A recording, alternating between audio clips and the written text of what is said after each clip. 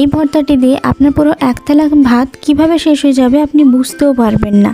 আর এই ভর্তা রেসিপিটির কাছে অন্যান্য সমস্ত ভর্তা রেসিপি ফেল হয়ে যাবে।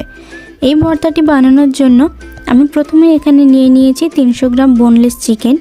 তারপর চিকেনগুলিকে ভালোভাবে ধুয়ে তাতে আমি হলুদ গুঁড়ো, লঙ্কা গুঁড়ো, লবণ, ধনে গুঁড়ো, গরম মশলা আর সর্ষের তেল দিয়ে ভালো করে ম্যারিনেট করে রেখে দেবো 1 থেকে 1.5 ঘন্টার জন্য। তারপর 1 থেকে 1.5 ঘন্টা পর একটি কড়াইতে তেল গরম করে তাতে চিকেনগুলো ভালো করে ভেজে নেব। চিকেনগুলো ভালোভাবে ভাজা হয়ে গেলে তার মধ্যে অল্প পরিমাণ জল দিয়ে সেটাকে 5 থেকে 10 মিনিট সেদ্ধ করে নেব। কিন্তু মনে রাখবেন জল কিন্তু একেবারে শুকনো করা যাবে না। তারপর আমি এক এক করে রসুন ও কাঁচা লঙ্কা ভেজে নেব এবং চিকেনের সমপরিমাণ পেঁয়াজও ভেজে নেব। তারপর চিকেনগুলোকে ভালো করে শিলনোড়াতে বেটে নেব। আপনারা চাইলে মিক্সিও ইউজ করতে পারেন। চিকেনটা ভালোভাবে বাটা হয়ে গেলে তারপর আমি এক এক করে রসুন, কাঁচা লঙ্কা ও পেঁয়াজও বেটে নেব।